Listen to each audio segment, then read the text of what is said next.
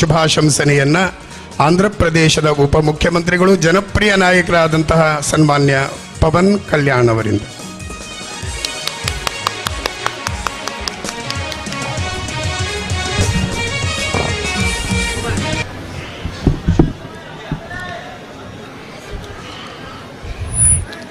हरे कृष्ण कृष्ण कृष्ण हरे हरे, हरे राम राम राम हरे.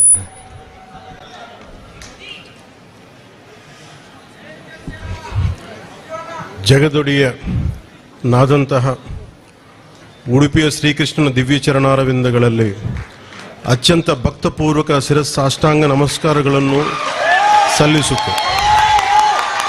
ಪರಮ ಪೂಜ್ಯ ಪರ್ಯಾಯ ಪುತ್ತಿಗೆ ಶ್ರೀ ಕೃಷ್ಣ ಮಠದ ಹಿರಿಯ ಪೀಠಾಧಿಪತಿ ಶ್ರೀ ಶ್ರೀ ಸುಗುಣೇಂದ್ರ ತೀರ್ಥ ಸ್ವಾಮೀಜಿ ಅವರ ಪಾದಾರವಿಂದಗಳಿಗೆ ಭಕ್ತಿಪೂರ್ವಕ ನಮಸ್ಕಾರಗಳು. ಸುಬ್ರಹ್ಮಣ್ಯ ಮಠದ ಪೀಠಾಧಿಪತಿ ಪರಮ ಪೂಜ್ಯ ಶ್ರೀ ಶ್ರೀ ವಿದ್ಯಾಪ್ರಸನ್ನ ತೀರ್ಥ ಸ್ವಾಮೀಜಿ ಅವರ ಪಾದಗಳಿಗೆ ನಮಸ್ಕರಿಸುತ್ತ, ಪರಮ ಪೂಜ್ಯ ಪರ್ಯಾಯ ಪುತ್ತಿಗೆ ಶ್ರೀಕೃಷ್ಣ ಮಠದ ಕೆರೆಯಪಟ್ಟ ಶ್ರೀ ಶ್ರೀ ಸುಶ್ರೀಂದ್ರ ತೀರ್ಥ ಸ್ವಾಮೀಜಿ ಅವರ ಪಾದಗಳಿಗೆ ನಮಸ್ಕರಿಸುತ್ತ, ಪೂಜ್ಯ ಶ್ರೀ ಸುಭಗ ಸ್ವಾಮಿ ಮಹಾರಾಜ್ ಉಸ್ತುವಾರಿ ಇಸ್ಕಾನ್ ಮಾಯಾಪುರಿ ಅವರ ಚರಣಗಳಿಗೆ ನಮಸ್ಕರಿಸುತ್ತ, ಮಾನ್ಯ ಶಾಸನ ಸದಸ್ಯ ಉಡುಪಿ ಶ್ರೀ ಯಶ್ಪಾಲ್ ಸವರ್ಣ ಅವರು, ನನ್ನ ಆಪ್ತ ಮಿತ್ರ ಹಾಗೂ ಟಿಟಿಡಿ ಬೋರ್ಡ್ ಸದಸ್ಯರಾದ ಶ್ರೀ ಬಿ ಆನಂದ್ ಸಾಯಿ ಅವರಿಗೆ, ಹಾಗೂ ನನ್ನ ಪ್ರೀತಿಯ ಬಂಧು ಬಾಂಧವರೇ, ಸದ್ಭಕ್ತರೇ, ಮಾಧ್ಯಮದ ಮೂಲಕ ವೀಕ್ಷಿಸುತ್ತಿರುವ ನನ್ನ ಎಲ್ಲ ಸಹೋದರ ಸಹೋದರಿಯರೇ, ಪತ್ರಿಕಾ ಮತ್ತು ಮಾಧ್ಯಮ ಮಿತ್ರರೇ, ನಮಸ್ಕಾರಗಳು. ಮೊದಲಿಗೆ ಕನ್ನಡ ನಾಡಿನ ಜನತೆಯಲ್ಲಿ ವಿನಮ್ರ ಪೂರ್ವಕವಾಗಿ ನಾನು ಮುಂದಿನ ಭಾಷಣವನ್ನು ಆಂಗ್ಲ ಭಾಷೆಯಲ್ಲಿ ನಡೆಸಲು ಅನುಮತಿಯನ್ನು ಕೋರುತ್ತಿದ್ದೇನೆ. I wholeheartedly request you all to let me speak in English, the Macaulay English. Who thought by making us English that he would destroy India, the Sanathana Dharma of India? But in turn, it destroyed English, driven them away. By learning English, we became more closer. I'm from Andhra. Though I don't know the complete Kannada language, but through English, I became more closer to our culture, our Kannada, rest of the Indian languages. As Arthur Schopenhauer said, no matter how many Western interest groups might come to India to destroy the core fabric which binds us irrespective of region, linguistic differences, the culture is the same. So Schopenhauer says, if anyone wants to brainwash India to bring European thought process, instead of we changing, we're going to change the very core of Europeans, the European culture. So that's the power of our Sanatana Dharma. It is rooted in deep Vedic knowledge and our Gita. I'm very fortunate to be here today. It was a surprise for me when Swamiji invited me to be here today on this auspicious day. It was very surprising for me to be here because I never thought I would get such an opportunity. I never think of it. I believe in Karma Yoga without expecting any results. I don't come from a great scholarly family, but I come from a family of great bhaktas. My father was a great devotee of Hanuman. Maybe because of Hanuman, I think I was called here. And all through my childhood, the Taraka mantra, Hare Rama, Hare Krishna, Krishna Krishna, Hare Hare, Hare Rama, Rama Rama, Hare Hare. That's what my father used to sing when I fallen sick. When I used to fall sick, he used to put me on his lap. That was the only Taraka mantra. Then I used to, apart from the medicines, I think that's what my childhood memory is. How could I get healed from many diseases? And I had a lot of asthma when I was a kid. So this Taraka mantra has really helped me. Even once in a while, even now my kids ask me, when they fall sick, when they feel low, the only mantra I recite is not any other mantra. Only Hare Rama, Hare Krishna, Krishna Hare Hare, Hare Rama, Rama Rama Hare. That's what I sing when I recite for my kids. And that is the power of our Taraka mantra. I offer my Sastanga Namaskarams to the lotus feet of Sri Krishna, the presiding deity of this holy land. My deepest respects to the Pitadipati of Puttigama Mata, Sri Sugunendra Tirtha Swamiji, whose vision has turned this town into a global classroom for the Bhagavad Gita.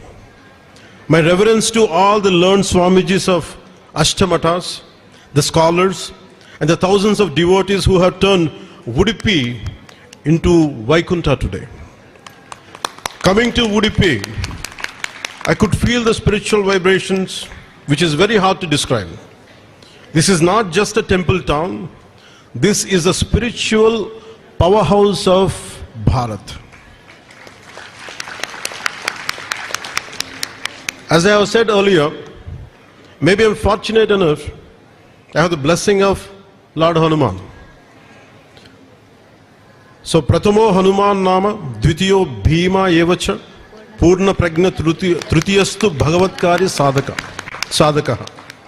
The glory of Udupi became even greater because of Jagadguru Sri Madhvacharya, who is worshipped as a third incarnation of Vayu, appearing as Hanuman in Treta Yuga, Bhima in Dwapara Yuga, and Madhvacharya in Kali Yuga.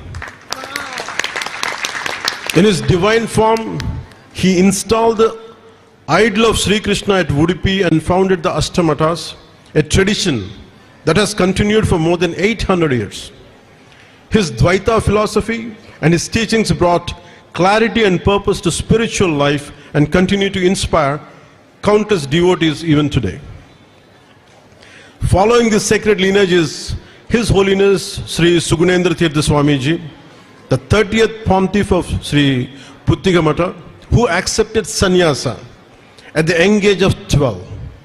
Swamiji has taken the teachings of Srimad Madhvacharya philosophy across the world and established many spiritual centers abroad to guide devotees living outside our Bharat.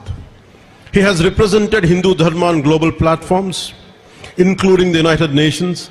Most importantly, he made possible a historic achievement where 1 crore people wrote the complete Bhagavad Gita.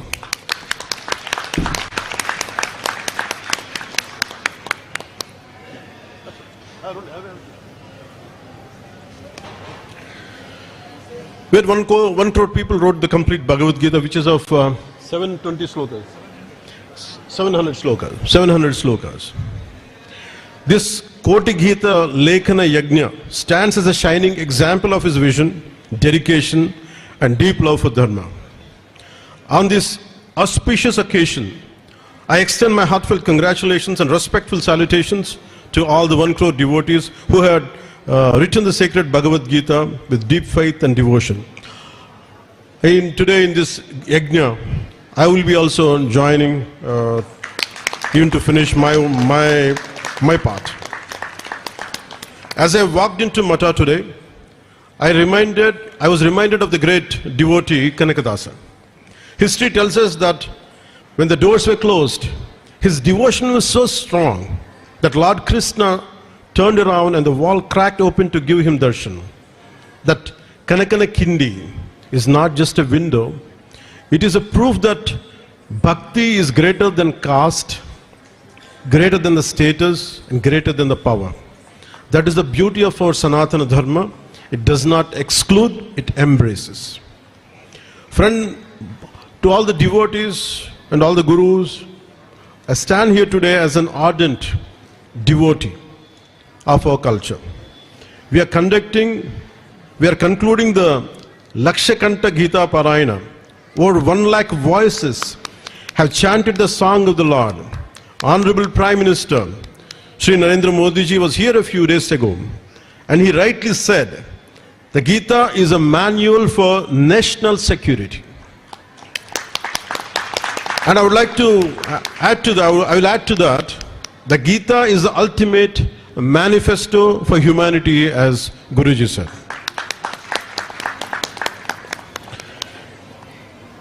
Just in the afternoon, I have tweeted on my social media handle about the opportunity which was bestowed on me, and I was quoting about our visual picture about majestic sketch of Lord Krishna imparting the Bhagavad Gita to Arjuna in our handwritten constitution, original handwritten constitution.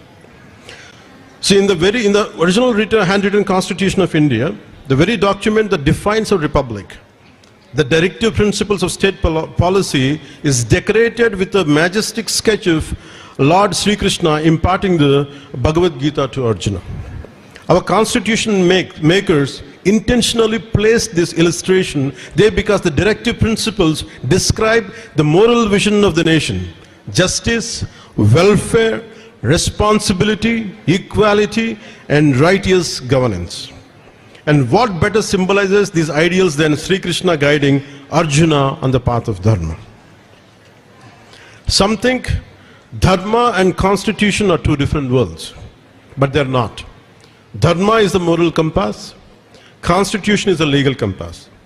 These two are complementary and both aim towards the same direction, a just, peaceful and compassionate society. This convergence was possible because Sanatana Dharma was never a blind superstition.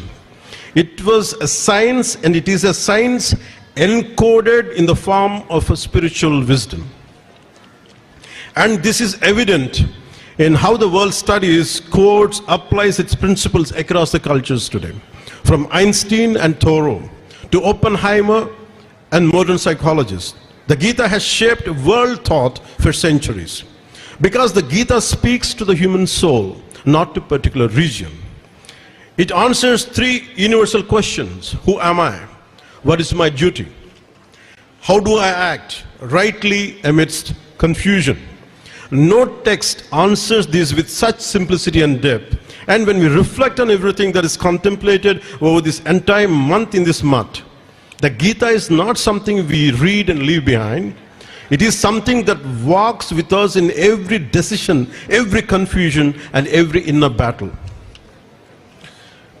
And who said it? This is nothing but Lord Krishna. If you look at Lord Krishna's personality, he toyed with danger, he toyed with death even before he was born. And he had known for his courage, known for his compassion, and love and resilience, and above all his detachment. Goddess of death, death was always haunting him even before he was born. After all the war, he went and embraced death by himself. He was never a king, but he helped kingdoms to exist. He helped kings to exist. He never looked at a position. He never sought for a position. Always he tried to balance. Always he wanted to restore Dharma. So the Gita is coming from such a man, such a Lord we all bow down to, and such a divine being. And he's a great consensus builder. Irrespective of all the opposites, people of different who would be fighting with each other, he could bring consensus. I take a lot of strength from Lord Krishna.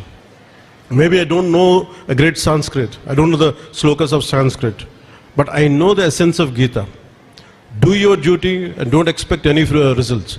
Just do your duty, keep on going. That's why whether I lose, I win, I don't care. I keep going, I keep doing battling. I took that spirit from Gita. So like me, in everyday life, all of us face our own mini Kurukshetras. We face situations which test our integrity. There are decisions that test our courage. There are pressures to compromise, to choose what is popular or what is right. In those moments of solitude, the Gita guides us. It reminds us that we are not the doer, we are not the kartas, we are merely an instrument, nimitta matralam. The Gita has taught me nishkama karma, to do my duty as an individual, as a minister, it could be anybody, in whatever role I assign. to do it fiercely, completely and honestly, without worrying about whether it will get me results, votes in the next election or not. I don't care. If I do good, I lose. If I do good, let the results speak. Whether it is good, bad, I don't care. So if I stand by truth and I stand alone, so be it. Because the Gita teaches that victory is where Dharma is, yato dharmastha jayaha. Today we see a world where Sanatana Dharma is often targeted. And we had seen it in Tamil Nadu also. We see ridicule disguised as freedom of speech. But let me tell you, from this holy platform of Madhvacharya, silence is no longer an option. Acharya Madhva, the proponent of Dvaita philosophy, was not just a saint. He was a revolutionary thinker. He proved that devotion requires strength. Look at the idol of Lord Krishna here. He holds the churning rod in one hand and the rope in the other. It signifies that to get the butter, which is metaphorically known as wisdom, you must churn the ocean of life, you must face the struggle. Today, majority of the population in Bharat are youth. I also see many youngsters in this crowd. I give a call to all the youth, especially Gen Z, and to all my young brothers and sisters. Do not treat the Bhagavad Gita as a book to be kept in the puja room.